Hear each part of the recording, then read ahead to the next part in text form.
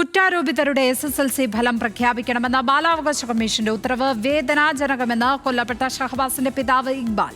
Commission ഉത്തരവ് തെറ്റായ സന്ദേശം നൽകുന്നതാണ്. വിദ്യാർത്ഥികൾക്ക് ജാമ്യം അനുവദിക്കരുതെന്നും ഷഹബാസിന്റെ പിതാവ് ഇക്ബാൽ. ബാലാവകാശ കമ്മീഷന്റെ ഭാഗത്തുനിന്ന് വന്ന ഈ ഒരു പ്രസ്താവന വളരെ വേദനാജനകമാണ്. അതായത് എത്തരം കുട്ടികൾക്ക് എന്ത് കുറ്റം ചെയ്തു കഴിഞ്ഞാലും ഇത്രയേ ഉള്ളൂ എന്നുള്ളൊരു പ്രേരണയാണ് ആ ഭാഗത്തുനിന്ന് കാണാൻ കഴിഞ്ഞത്. ഈ വരുന്ന 20-ാം തീയതിയാണ് ഈ കുറ്റക്കാരായ കുട്ടികൾക്ക് ജാമ്യം അനുവദിക്കാൻ പോകുന്നത്. അതിനെതിരായിട്ടാണ് ഞാൻ 20-ാം തീയതി ബഹുമാനപ്പെട്ട ഹൈക്കോടതിയിൽ കേസുമായിട്ട് വീണ്ടും പോകുന്നത്. അവർക്ക് ജാമ്യം അനുവദിക്കരുത് എന്നാണ് എൻ്റെ അപേക്ഷ.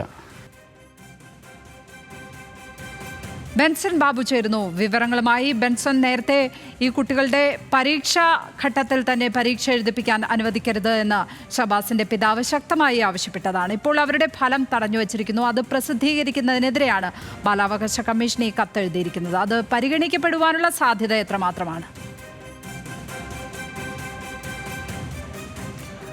ലക്ഷ്മി പത്മ സൂചിപ്പിച്ചതുപോലെ തന്നെ നമുക്കറിയാം, ഈ ഷഹബാസിന്റെ മരണവുമായി ബന്ധപ്പെട്ട് പിന്നീട് മരണം സംഭവിച്ച് തൊട്ടടുത്ത ദിവസങ്ങളിലായിരുന്നു SSLC പരീക്ഷ ഉണ്ടായിരുന്നത്. ഈ വിദ്യാർത്ഥികളെല്ലാം തന്നെ കുറ്റാരോപിതരായ 6 വിദ്യാർത്ഥികളും SSLC പരീക്ഷ എഴുതാനുള്ള വിദ്യാർത്ഥികളായിരുന്നു. ഷഹബാസ് ഉൾപ്പെടെ SSLC പരീക്ഷ എഴുതാനുള്ള വിദ്യാർത്ഥിയായിരുന്നു. ഈ വിദ്യാർത്ഥികൾ, ഈ കുറ്റാരോപിതരായ വിദ്യാർത്ഥികൾ ജുവനൈൽ ജസ്റ്റിസ് ഹോമിൽ ഇത്തരത്തിൽ റിമാൻഡിൽ കഴിയുന്ന സമയത്താണ് SSLC പരീക്ഷ എഴുതാനുള്ള അവസരം അവർക്ക് ലഭിക്കുന്നത്. അതുമായി ബന്ധപ്പെട്ട് വലിയ രീതിയിലുള്ള പ്രക്ഷോഭം വിദ്യാർത്ഥി യുവജന സംഘടനകളുടെ ഭാഗത്തു നിന്നെല്ലാം ഉണ്ടായത് നമ്മൾ കണ്ടതാണ്. തുടർന്ന് വിദ്യാർത്ഥികളുടെ പരീക്ഷാ ഫലം തടഞ്ഞു വെക്കുന്ന ഒരു സാഹചര്യം. അത് പരീക്ഷാ ബോർഡാണ് അത്തരത്തിലൊരു യോഗം ചേർന്ന് ഈ 6 വിദ്യാർത്ഥികളുടെയും പരീക്ഷാ ഫലം തടഞ്ഞു വെക്കാനുള്ള ഒരു തീരുമാനം എടുത്തിട്ടുണ്ടായിരുന്നത്. എന്നാൽ പിന്നീട് ഈ വിദ്യാർത്ഥികളുടെ തന്നെ, അതായത് ഈ 6 വിദ്യാർത്ഥികളുടെയും മാതാപിതാക്കൾ ഇത്തരത്തിൽ ബാലാവകാശ കമ്മീഷനെ സമീപിക്കുകയും ബാലാവകാശ കമ്മീഷൻ ഈ വിദ്യാർത്ഥികളുടെ പരീക്ഷാ ഫലം പുറത്തുവിടണം എന്നൊരു ഉത്തരവ് പുറപ്പെടുവിക്കുകയും ചെയ്തു. അത് 18-ാം തീയതിക്കുള്ളിൽ തന്നെ വിദ്യാർത്ഥികളുടെ SSLC പരീക്ഷാ ഫലം പുറത്തുവിടണമെന്നായിരുന്നു ആദ്യഘട്ടത്തിൽ ഉത്തരവ് ഇറക്കിയിട്ടുണ്ടായിരുന്നത്. എന്നാൽ ഇന്ന് 18-ാം തീയതിയാണ്. ഇതുവരെയും അത്തരത്തിലൊരു നടപടിയിലേക്ക് പോയിട്ടില്ല. പരീക്ഷാ ബോർഡാണ് ഇത്തരത്തിൽ ഈ വിദ്യാർത്ഥികളുടെ പരീക്ഷാ ഫലം തടഞ്ഞു വെച്ചിട്ടുള്ളത്. അതിനാൽ തന്നെ പരീക്ഷാ ബോർഡ് യോഗം ചേർന്ന് അത്തരത്തിലൊരു തീരുമാനമെടുത്താൽ മാത്രമേ ആ ഒരു വിലക്ക് നീക്കാൻ സാധിക്കുകയുള്ളൂ. അത്തരത്തിലൊരു യോഗം ഇനി അടുത്ത ആഴ്ചയാണ് ചേരാനിരിക്കുന്നത്. ആ യോഗത്തിൽ ഇക്കാര്യം പരിഗണിക്കപ്പെടുമോ എന്നതിൽ ഒരു വ്യക്തത നിലവിൽ ഇല്ല.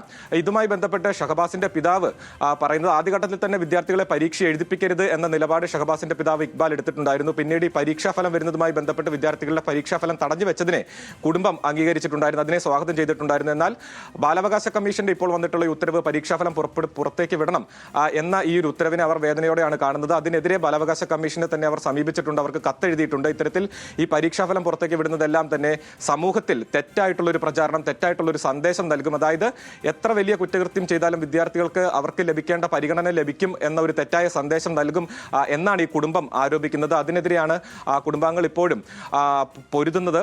അപ്പോൾ കൃത്യമായിട്ടുള്ള നടപടി ഇക്കാര്യത്തിൽ ഉണ്ടാകുമെന്ന് തന്നെയാണ് കുടുംബം പ്രതീക്ഷിക്കുന്നത്. അദ്ദേഹം പറഞ്ഞതുപോലെ തന്നെ ആദ്യഘട്ടത്തിൽ തന്നെ ഈ ബാലാവകാശ കമ്മീഷൻ ഈ ഉത്തരവുമായി ബന്ധപ്പെട്ട് പറഞ്ഞിട്ടുണ്ടായിരുന്നത്, ഈ വിദ്യാർത്ഥികൾ പരീക്ഷ എഴുതുന്ന ഘട്ടത്തിൽ ഈ ക്രിമിനൽ കുറ്റവുമായി ഈ പരീക്ഷയ്ക്ക് യാതൊരു തരത്തിലുള്ള ബന്ധവുമില്ല. പരീക്ഷ എഴുതാനുള്ള അനുവാദം ഈ വിദ്യാർത്ഥികൾക്ക് നൽകിയിട്ടുണ്ടെങ്കിൽ ആ പരീക്ഷയുടെ ഫലം അത് പുറത്തു വരാനുള്ള അവകാശവും, അല്ലെങ്കിൽ ആ പരീക്ഷയുടെ ഫലം എന്തെന്ന് അറിയാനുള്ള ഒരു അവകാശവും ആ വിദ്യാർത്ഥികൾക്കുണ്ട്. അപ്പോൾ ക്രിമിനൽ കുറ്റം. ബെൻസൺ ബാബു, കോഴിക്കോട് നിന്ന് വിവരങ്ങൾ പങ്കുവച്ചപ്പോൾ.